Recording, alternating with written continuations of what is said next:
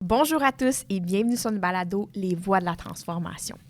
Aujourd'hui, je suis quand même excitée. On va vous présenter un état des lieux de la transformation numérique ici au Québec et au Canada.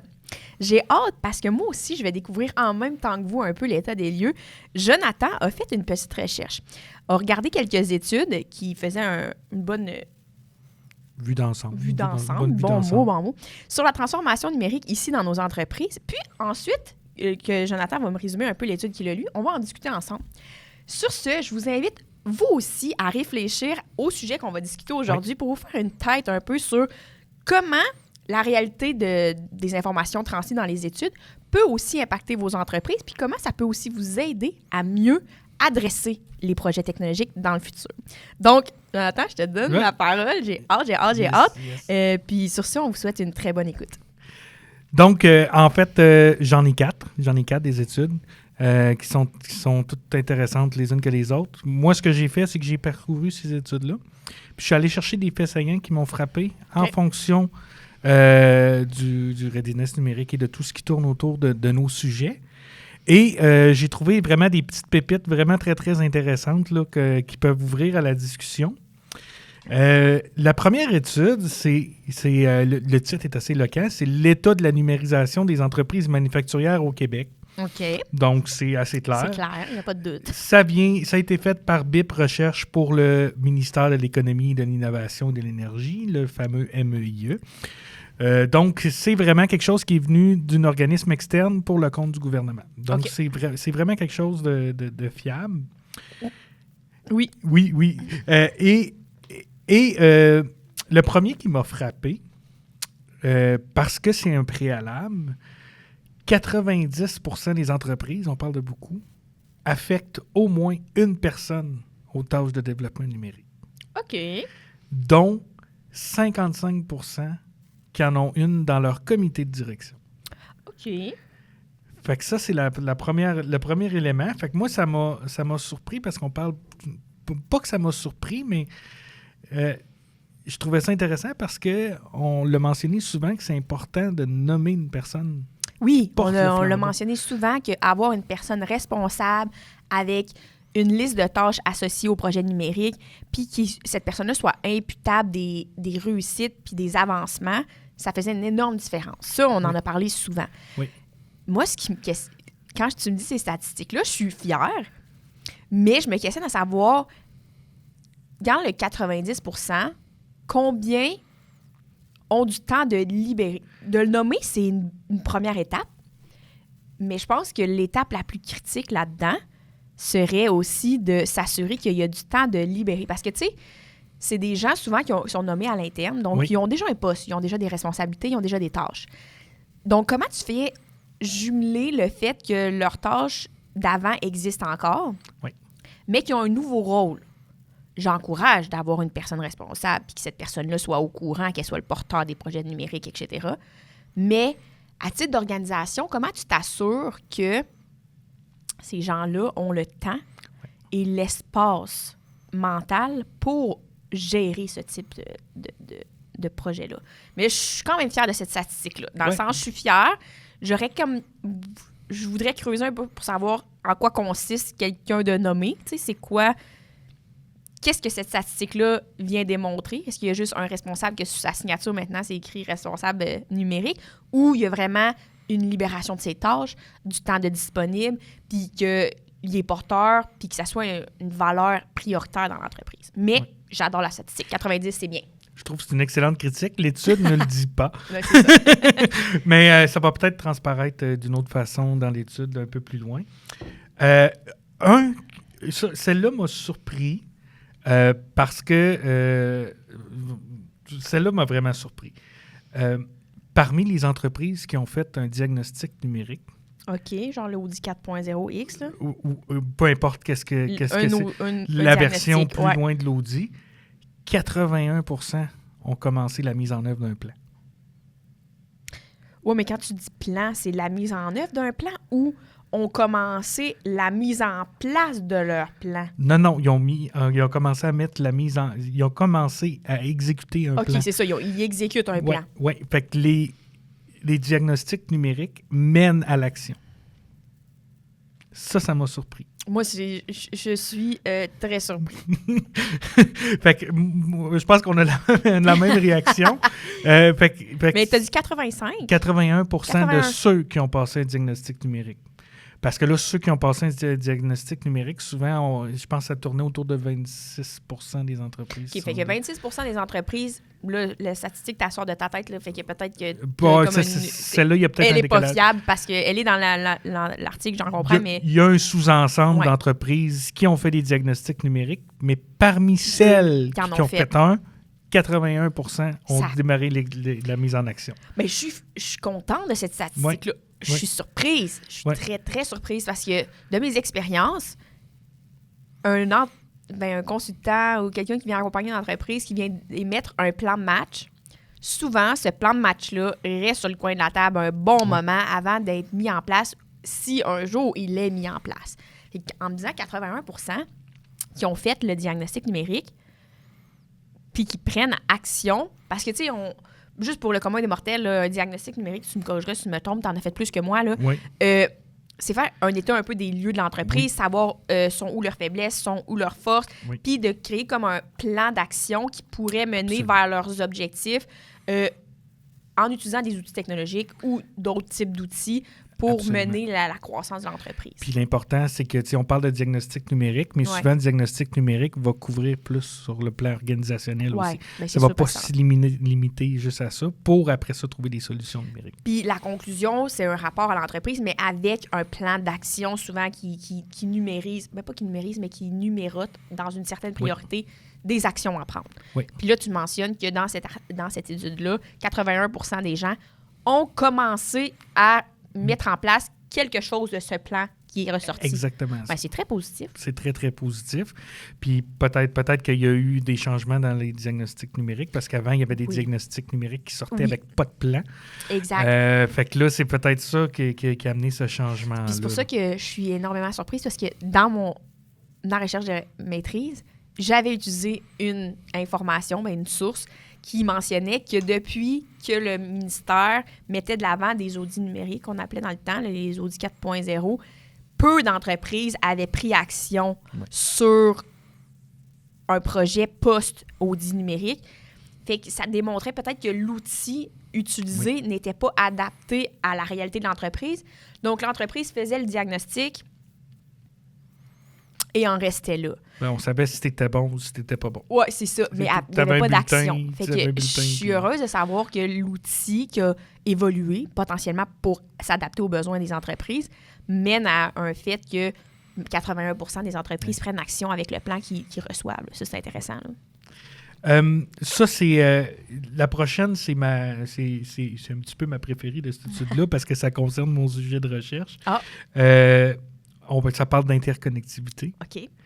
Seulement 14% des entreprises estiment avoir une interconnectivité élevée à travers leur système. Mais tu vois, ça me surprend pas. C'est décevant. C'est décevant. C'est faible, 14%. Mais je suis pas surprise. Parce que je pense que... Puis ça, c'est vraiment une interprétation de moi-même, mon opinion personnelle. Là, j'ai aucune connaissance sur le sujet qui me permet de dire que cette opinion est bonne. Mais j'ai l'impression que la technologie, là, c'est un peu arrivé là, d'un coup. Oui. Puis depuis que c'est arrivé, ça se multiplie, là, les outils. Oui. Puis les entreprises, ils n'ont pas fait un plan de match structuré. Ils ont adopté des technologies au fur et à mesure que les technologies évoluaient, etc. Mais il n'a jamais été question de créer des ponts entre les technologies ou les logiciels, etc. Fait que maintenant, quand tu rentres en entreprise, souvent, ils maintiennent plus de 2, 3, 4 logiciels qui, eux, se parlent pas entre eux. Il y a énormément de retranscriptions. Donc, tu me dis qu'il y a juste 14% qui estiment qu'ils ont un niveau élevé d'interconnectivité. Je suis pas surprise. Je suis pas surprise du tout, vu l'arrivée des technologies, puis comment ça a été cadencé, puis comment ça a été rythmé sans l'être, tu sais. Oui, absolument. Puis là, maintenant, puis ça, c'est aussi mon opinion personnelle, mais j'ai l'impression que maintenant, les entreprises sont peut-être frileux parce qu'ils ont des systèmes qui marchent en place, qui leur sauvent peut-être du temps, qui leur en sauvent peut-être pas sur la retranscription, sur les erreurs, etc., puis le fait que les systèmes ne se parlent pas entre eux. Mais ils ont l'impression d'avoir en place des systèmes qui leur permettent de fonctionner. Puis là, quand tu leur parles d'interconnectivité, bien, des fois, il faut que tu en élimines quelques-uns pour recentraliser ou que tu en achètes des nouveaux qui, eux, peuvent se parler entre eux. Puis là, c'est des maudits gros changements, là, tu sais. Oui, c'est des gros enjeux. Puis tu dis que c'est une opinion, mais je vais te rassurer, tu viens de résumer la problématique de ma maîtrise. C'était exactement ça. Là. Fait que ça n'a pas changé. L'autre chose, c'est quelque chose qu'on voit toujours et ça n'a pas changé. Il y a encore un écart significatif entre les plus petites et les plus grandes entreprises. Est-ce qu'il explique pourquoi il y a un écart? T'sais? Est-ce qu'il y a une source? Il n'y a pas nécessairement d'explication sur les écarts. Je me doute de la raison du pourquoi, là, mais je me questionne. Oui, mais il y a des freins qui ont été identifiés. OK. Ah, ben c'est déjà bien. Les freins sont probablement globaux à toutes les entreprises, mais c'est probablement que ça concerne aussi les plus petites entreprises. Le premier qui a été nommé comme majeur, c'est la méconnaissance des programmes d'aide gouvernementale. Ah! Ben ça fait bien du sens. Les gens ne savent pas qu'il y en a. Et là, ben, après ça, ben, on est dans le classique. Là. Faible vision stratégique et de planification. La maturité numérique, ben, c'est un peu l'œuf ou la poule en premier. Oui, puis tu sais, j'ai lu dernièrement, mais il y a aussi la maturité organisationnelle. Oui. Tu peux pas être mature numériquement si tu n'es pas mature organisationnellement parlant. Là. Oui. Donc ça aussi, là, des fois, on voit une grande lacune. Fait on parle beaucoup de maturité numérique, mais réellement, la maturité organisationnelle se trouve où dans l'évolution de l'entreprise? T'sais? Absolument. Puis là, on parle de ressources humaines limitées, investissements difficiles à financer, adoption technologique partielle ou peu intégrée et des problèmes de cybersécurité. Ah, la fameuse cybersécurité. Oui. fait que, mais c'est des bons freins. Puis, effectivement, comme tu l'as dit, c'est sûr que des freins de la sorte ont peut-être plus d'impact dans les petites entreprises que dans les grosses. Oui. Principalement parce que les grosses, bien souvent, ils ont plus de ressources à l'interne. Leur département de technologie est plus développé. Ils ont aussi l'argent pour embaucher d'autres ressources pour vraiment créer un département de transformation numérique. Ils ont aussi l'argent à l'interne pour pousser leurs propres projets d'investissement. Les PME, si en plus, ils ont la lacune de ne pas connaître les projets, les programmes gouvernementaux, bien, l'aspect financier est vraiment un gros bloquant, là, tu sais. Oui. Puis en plus de ça, souvent, puis tu sais, ça, c'est dans mes expériences, une petite entreprise est beaucoup dans le quotidien, tu sais. Elle veut rouler au quotidien, elle veut livrer au quotidien, elle éteint des feux. Tout le monde est tout le temps un peu en état de crise, tu sais, juste pour faire rouler l'entreprise, parce qu'ils se sont peut-être jamais assis sur comment on se structure, comment on fait notre planification, etc. Puis là, je dis pas que c'est ça pour toutes les PME, là, c'est vraiment pas le cas, mais des petites PME qui ont parti puis qui ont grandi par leur succès de produits, ou etc., bien, ils n'ont peut-être pas fait la rétroaction de comme, OK, j'ai grossi, comment je change mes méthodes? Fait que je suis pas surprise qu'ils sont plus affectés que les grandes entreprises qui, eux, je dis pas que leur structure est exceptionnelle des fois, eux autres aussi, ils ont des lacunes, là, les grandes entreprises. C'est juste que je pense qu'ils ont plus de ressources à l'interne pour diviser des tâches de connaissances, tu sais, versus dans les PME, souvent, tu vois un employé, mettons le directeur d'ingénierie, bien, il y a plusieurs chapeaux, là. Fait qu'en plus d'y rajouter le chapeau de la transformation numérique, bien, à un moment donné, tu te demandes à savoir comment il invente du temps, là, tu sais. C'est ça, il peut pas tout faire. Et je vais revenir sur l'écart, parce que ça va amener aussi, parce qu'il y a vraiment une conclusion forte à cette étude-là que l'organisme de recherche a amené.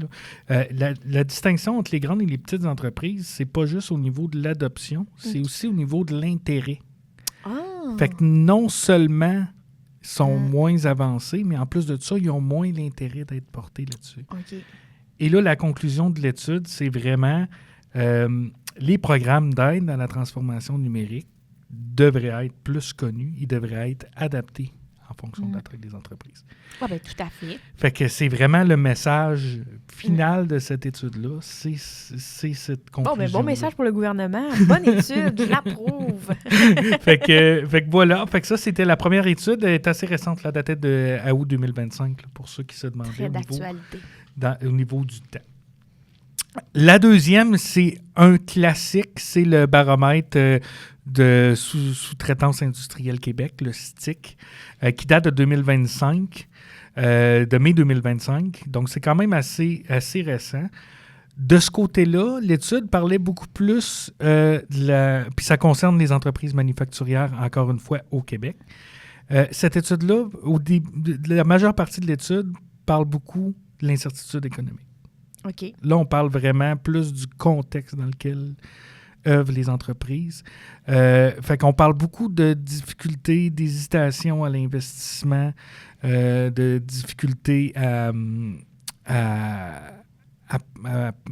se réaligner dans cet univers-là. Fait que c'est vraiment ça qu'il y a beaucoup dans l'étude. Mais là, ce qui prend de la place dans cette étude-là, on parle pratiquement plus d'IA, d'intelligence artificielle, que de transformation numérique. Puis c'est quelque chose on voit généralement, là, on parle soit d'IA ou soit de transformation numérique et intelligence artificielle.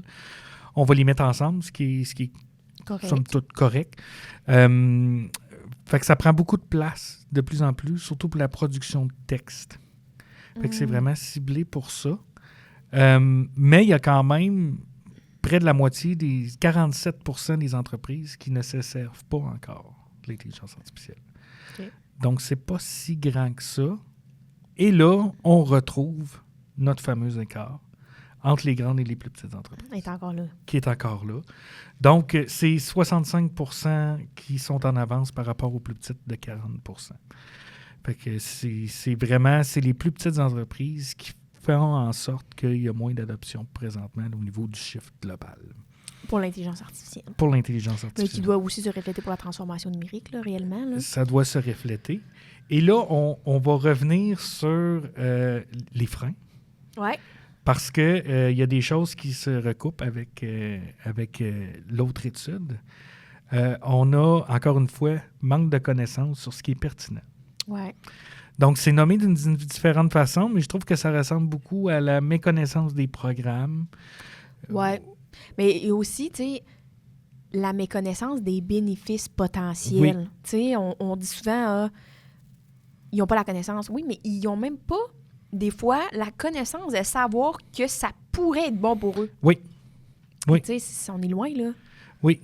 Puis je me souviens, là, je vais citer Claudia Pelletier encore, là, qui s'était fait dire par son directeur de recherche, fais attention parce que toi, dans ta carrière, tu vas travailler sur des problèmes que les entreprises ne savent pas encore qu'ils ont. Fait que c'est un peu ça, avec la transformation numérique, ce qu'on vit des fois, c'est que c'est des choses qui sont intangibles. On travaille avec des données. On est dans un univers virtuel. Fait que souvent, c'est des choses qu'on comprend moins. Encore une fois, là, dans l'autre étude, c'était nommé comme un manque de ressources humaines. Là, c'est un manque de personnel qualifié. OK. Fait que là, on dit pas juste qu'on manque de monde, on dit qu'on manque de monde qualifié. Évidemment, tu en as parlé tout à l'heure, le manque de temps qui est présent. Suite à la pression d'être rentable. Oui. C'est ça, c'est leur priorité, c'est ça. Hein? Oui, faut jamais l'oublier. Là, une entreprise est là pour se rentabiliser. Puis c'est pour ça qu'il parlait beaucoup du contexte économique avec l'incertitude, qui fait en sorte que les entreprises sont plus frileuses. C'est sûr. Un autre classique, puis ça, c'est une difficulté qui est toujours là, c'est la difficulté à évaluer le retour sur investissement.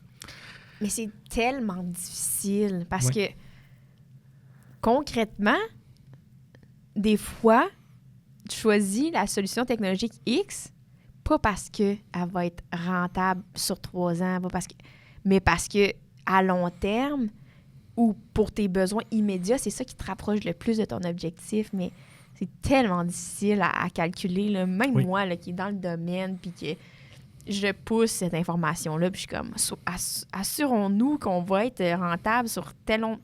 C'est tellement difficile pour certains projets parce que, tu sais, si j'achète un robot, c'est simple. Combien d'employés le font, combien de temps ça leur prend, combien de produits ils sortent par semaine, mon robot, combien il coûte, combien il me gagne en temps, combien de gens je libère pour faire d'autres tâches, par exemple. C'est comme un calcul simple.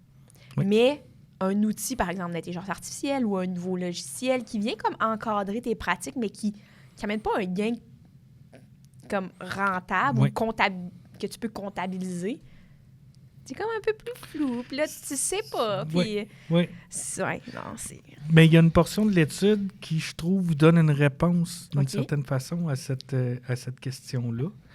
Il y a une corrélation entre ceux qui utilisent l'IA ou qui font de l'innovation et l'augmentation du chiffre d'affaires. Fait que ceux qui font plus d'innovation augmentent plus leur chiffre d'affaires. Exactement. Puis ils sont plus susceptibles d'augmenter leur chiffre d'affaires, sont plus susceptibles de développer de nouveaux produits, ils sont plus susceptibles de développer de nouveaux marchés. Fait que ça marche. Oui, mais je comprends pourquoi ça marche. Parce que les gens... Puis là, c'est drôle, j'ai eu cette conversation-là avec un collègue il y a une semaine. Faire de l'innovation pour faire de l'innovation, non. Faire de l'innovation pour continuer de te perfectionner, pour te démarquer, pour approfondir ton marché, good. Mais la réalité, c'est que si tu le fais déjà, pour la bonne raison, pas juste pour comme t'inventer des idées, parce que tu sais, il y a des choses qui changent, tu te dis, t'es-tu en train de me vendre que c'est de l'innovation, mais ça n'a aucun gain sur la valeur ajoutée de mon expérience. C'est que des fois, t'es comme, t'as mal été, là, t'as mal visé, là. Mais les entreprises qui ont un département de même, qui sont portées à l'innovation, à la réinventation, c'est pas un mot, mais à se réinventer. À se réinventer, oui. Excusez-moi. C'est sûr qu'ils sont plus flexibles puis capables de s'adapter à un milieu qui change, à des besoins d'entreprise, de clientèle qui changent. Oui. C'est sûr que à la conclusion de tout, ils ont un gain en rentabilité, là, tu sais. Absolument. Fait que ça transparaît dans cette étude-là. La troisième, c'est une étude, là, cette fois-ci, on va à l'échelle canadienne. OK. C'est une étude de KPMG. Et j'ai hâte parce que je suis souvent dans l'État du Québec, mais là, j'ai hâte de voir s'il y a comme un gap. Oui. Puis là, on parle... là, c'est vraiment un indice d'adoption de l'IA générative. OK. Là, on est vraiment spécifique à l'intelligence artificielle. Celle-là, je la trouve très, très, très éloquente. 93% des organisations affirment utiliser de l'IA générative. Donc, il y en a énormément. L'IA générative, là, pour le commun des mortels, en fait, l'IA générative, là, c'est tout ce qui est les outils, les modèles de langage. Oui, c'est ça. Fait les ChatGPT, Claude, Gemini, compagnie, Copilote, etc. Fait que ceux avec qui tu as une conversation. Absolument, Okay, exactement. Parfait. Fait qu'il y en a 93% des entreprises sondées qui l'utilisent, mais seulement 2% constatent un retour sur investissement. Ah ben oui, parce que, tu sais, regarde, moi, je lis, là. Est-ce que je l'utilise à valeur ajoutée? Clairement pas. Je veux traduire un texte, je le mets dedans, je le traduis. Est-ce que j'aurais été capable d'écrire mon texte en anglais? Oui, certainement. Ouais. Et tu sais, il n'y a aucun lien. J'ai quoi à sauver 3 minutes, tu sais? C'est sûr. Fait que non, je suis pas surprise parce que je pense que maintenant, ces modèles-là sont accessibles. Puis les entreprises, maintenant, ils payent des licences. Tu les as, là, accès. Là. Mais je suis pas sûre que là, ça revient au point qu'une autre étude a dit que la formation a été mise de l'avant pour que les gens l'utilisent pour optimiser du temps, favoriser leur échange, approfondir leurs connaissances. Puis tu sais, je pense que... Puis là, je vais vraiment large, là, mais je suis pas mal sûre que dans le 2%, là, ça doit être toutes des entreprises plus programmation X. Oui. Parce que je pense que pour les gens qui sont dans l'informatique, dans la programmation, ces outils-là ont été révolutionnaires. Oui. Tu sais, ils peuvent te générer un code que toi, tu bonifies. Et que là, tu sauves comme une énorme portion de temps à faire le code générique, puis tu viens le perfectionner à titre de tes connaissances de programmeur. Fait que, tu sais, je serais pas surprise que tu me dises, puis là, je sais pas si cette information-là est donnée, mais tout le monde l'utilise, oui, je comprends. Même moi, j'utilise à la maison quand je cherche une recette, etc. Mais la réalité, c'est que je l'aurais trouvé sur Google, j'aurais trouvé ailleurs, tu sais, j'aurais réussi à mener à terme mon repas. Mais dans certains domaines, puis pour moi, je pense que ça doit toucher à l'informatique, la programmation, etc., eux, ils doivent voir un gain là, phénoménal. Là. Oui. Mais ça, l'étude ne le dit pas. Mais ça serait possible que ça soit concentré dans certains secteurs Parce que 2 %, c'est tellement faible. Là. C'est vraiment faible. C'est vraiment pas beaucoup. Ouais. Au niveau du besoin de formation, là, je vais dire, les employés ont faim. Parce que 83 % des employés sondés veulent de la formation sur l'IA. Mais c'est sûr, parce que tu leur donnes un outil qui est super puissant, mais tu leur donnes aucune formation pour l'utiliser, tu sais. Fait que c'est la deuxième partie, mais seulement 48 % estiment que leurs employeurs leur donnent des formations suffisantes. Fait que les employés ont faim. Mais ça, moi, je trouve ça positif. Oui. Tu sais, parce que dans les dernières années, avec la technologie, on entend beaucoup parler de la résistance au changement. Tu me voles les mots de la bouche. Mais de savoir que, là, 48, c'est 50 % du monde, là, la moitié de ton monde a soif d'apprendre de cet outil-là. Oui. Donnez-leur, faites quelque chose. Oui. Puis là, après ça, je me rappelle plus du chiffre que tu as dit, mais la formation, là, aux gens qui ont soif, puis aux gens qui ont peut-être moins soif, là, mais c'est là que ton petit pourcentage de 2 va augmenter. Là, parce que là, le monde va comprendre. Tu sais, c'est comme, regarde, on va y aller standard Excel. En entreprise, tout le monde sait utiliser Excel. Tout le monde peut ouvrir un chiffrier, mettre 2-3 choses, écrire une somme. Mais quand tu regardes quelqu'un qui utilise Excel là, à sa juste valeur, tu te dis « tabarouette, finalement, je connais rien pantoute sur cette application-là. » Puis tu sais, je dis ça, là, mais juste quelqu'un qui fait, par exemple, un tableau croisé dynamique, c'est basique là, dans Excel, là, dans le sens, il le fait toi-même. Là, c'est même pas de la programmation en arrière, c'est rien. Là, l'outil est là, est disponible là, dans le ruban en haut. Tu le fais, puis il y a du monde qui sont comme « Ah, comment t'as fait ça? » Fait que là, t'es comme « Hey, le gap de performance que tu peux aller chercher. » J'ai déjà été en entreprise, puis l'acheteur, il utilisait des Excel. Puis là, je fouille dans son Excel, puis je me retrouve pas. Là. Je suis pas capable de me retrouver. Puis là, j'essaie de comprendre c'était quoi sa logique derrière l'utilisation de son fichier. Puis lui, il s'est dit, je veux pas scroller dans ma page. Je veux pas avoir à descendre en haut, en bas pour chercher de quoi. Donc, il utilisait les 20 lignes qu'on voyait, puis il changeait d'onglet, puis il remettait 20 lignes.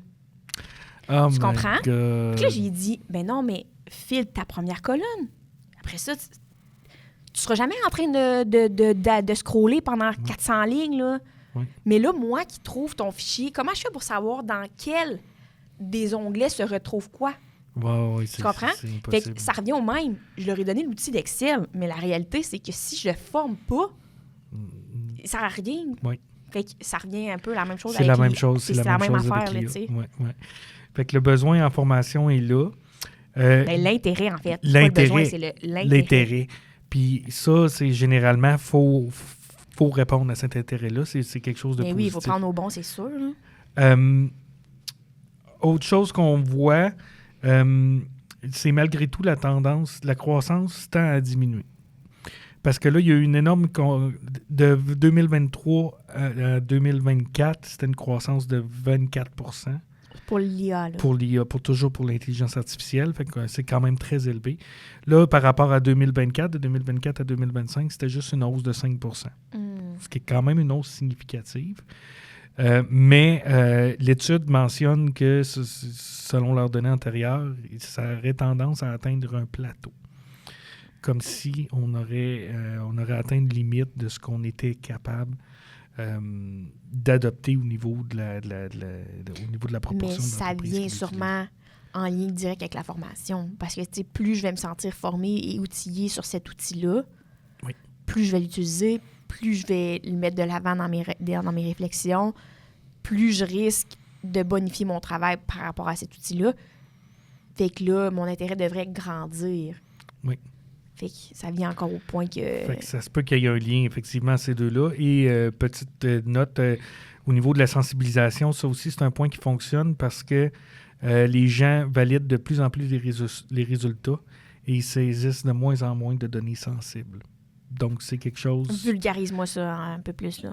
Grosso modo, la validation, c'est que les gens prennent de moins en moins les réponses pour acquises. Donc, quand tu reçois une réponse d'un IA, Ah, OK, oui. d'aller revalider, d'aller revérifier. C'est des habitudes qui sont de plus en plus prises par les parfait, employés. ça. Bonne nouvelle. Et l'autre chose, c'est qu'il y en a de moins en moins qui saisissent des données sensibles. Par exemple, des données financières de l'entreprise ou des informations stratégiques. Fait qu'il y a eu des apprentissages malgré tout Oui, il y a eu des apprentissages par malgré les tout. usagers. à Ah, ce c'est niveau-là. génial. La dernière, et là, je vois que le temps file aussi. On va faire une petite exception pour finir notre état des lieux. On continue un petit peu. Ouais. La dernière, c'est une étude canadienne sur l'ensemble des entreprises. Ça vient de la Fédération canadienne de l'entreprise indépendante. Ça date de septembre 2025. Donc, ce sont toutes des études de 2025 là, qui sont récentes là, que j'ai retrouvées. Et l'étude, c'était vraiment comment les PME canadiennes exploitent l'IA et les technologies OK. pour stimuler leur croissance et leur productivité. Donc, le premier élément, c'est 92% des entreprises ont intégré des outils numériques, OK. mais seulement 10% s'estiment des leaders. OK. Je suis pas surprise. Fait qu'ils ont intégré quelque chose, mais ils ne s'estiment pas en avance. Mais, mettons, mon opinion là-dessus, c'est que j'ai l'impression que quand même, l'argent est là. Oui, Tu sais, les subventions sont là. L'intérêt du gouvernement et des autres parties prenantes est très axé sur la sensibilisation à ça, la technologie ou l'intelligence artificielle. Là. Fait que j'ai l'impression que ça a incité les gens à en faire, des projets. Mais je pense pas que ça a incité les gens à être porteurs de leur projet. Non. Tu vois-tu la différence? Oui. OK. Tu sais, j'ai de l'argent pour une nouvelle technologie, je l'achète. Mais il n'y a pas eu la réflexion au préalable de comme, c'est quoi que j'ai besoin selon l'objectif que je cible? Peut-être que cette technologie-là, pour laquelle j'ai de la subvention, n'est pas la bonne. J'aurais peut-être fait un choix stratégique différent si j'avais été porteur de mon identité d'entreprise vers l'objectif que je vise. T'sais. Fait que ça me surprend pas réellement que 10% seulement disent qu'ils sont leaders parce que j'ai l'impression que ça doit être environ ce pourcentage-là d'entreprises qui ont pris le temps de on s'en va où? Qu'est-ce que j'ai besoin? C'est quoi mon plan d'action? C'est quoi l'ordre de priorité pour lequel je fais mes projets? Puis, je vais suivre ce fil conducteur-là jusqu'à temps que j'atteigne mon objectif. Donc, la réalité, c'est qu'il y a très peu d'entreprises qui prennent le temps de faire ce travail-là au préalable pour prendre des décisions technologiques adéquates. T'sais. Oui. Parmi les leaders, le Québec et l'Ontario sont en avance. Good job, le Québec. Good job, avec 12 et 14 % de leaders respectivement. Là, ça va... Celle-là me surprend pas, mais en même temps, c'est peut-être là aussi qu'on peut voir qu'il y a moins d'entreprises qui s'estiment comme des leaders. C'est que les PME, puis là, je ne détaille pas toutes c'est plusieurs statistiques qui ont mené à cette conclusion-là dans l'étude. Les PME se concentrent beaucoup sur les outils de base. Mm-hmm. Donc, la comptabilité, la gestion, la cybersécurité. Donc, si on peut manifester ça en système, c'est que les entreprises vont beaucoup installer des outils CRM, ERP, compagnie, financiers. Puis, je suis pas surprise, moi non plus, dans le sens... Ça revient au point que ces petites entreprises-là sont souvent dans le quotidien. Livrer, éteindre des feux, répondre aux besoins le plus rapidement possible. Donc, c'est sûr que le fondamental de la structure axée sur des bonnes prises de décision technologiques n'est peut-être pas prioritaire pour eux. Non. Puis il y a peut-être moins de... Là, les entreprises prévoient plus d'investissements en IA, en intelligence artificielle, ça, c'est ressorti. Mais, comment je pourrais dire ça? Donc, il y a moins d'utilisation de la technologie pour développer des nouveaux marchés, pour faire de l'amélioration de produits, faire de l'amélioration de services. Mais ça revient un peu à ce que tu as dit dans une autre étude, qui était que les petites PME ont moins de ressources qualifiées. Oui. Si tu as moins des ressources qualifiées, tu sais même pas dans quelle orientation que tu cherches une solution. Fait que souvent, tu prends une des premières qui te tombe sous la main, celle qui est subventionnée, celle que tu t'es fait vendre par un vendeur parce que lui, il a risqué d'appeler ton entreprise. Fait que c'est sûr qu'au bout du compte, tu n'es peut-être pas sur le target de la solution qui est technologique qui est bonne pour toi. Puis ça revient au même point qu'ils vont rester sur leur besoin fondamental qui est de livrer, tu sais. Oui. Et la prochaine,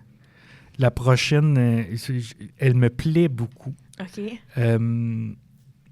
Parce que ça ça mentionne que les gains de productivité associés au numérique commencent à être reconnus. Les PME déclarent une augmentation de 29 % de productivité dans la première année. D'un outil technologique? Dès la première année d'adoption des technologies. OK. Fait que les entreprises qui débutent une transformation numérique, qui font de l'adoption technologique, dès la première année, ils disent on a 29 % d'amélioration. C'est quand même C'est vraiment impressionnant. gigantesque. Mais Ouais. là, mon petit esprit d'ingénieur industriel va parler quand même. Ces entreprises-là qui vont chercher ce environ 30 %-là, là, Oui. c'est parce qu'il y avait un contrôle de leur processus. Puis la technologie qu'ils ont mis en place, qu'ils ont adoptée, était axée sur potentiellement des activités à non-valeur ajoutée. Tu sais, ils sont allés cibler intelligemment des projets technologiques selon leurs besoins en processus, puis leurs lacunes de valeur non ajoutée dans leur processus.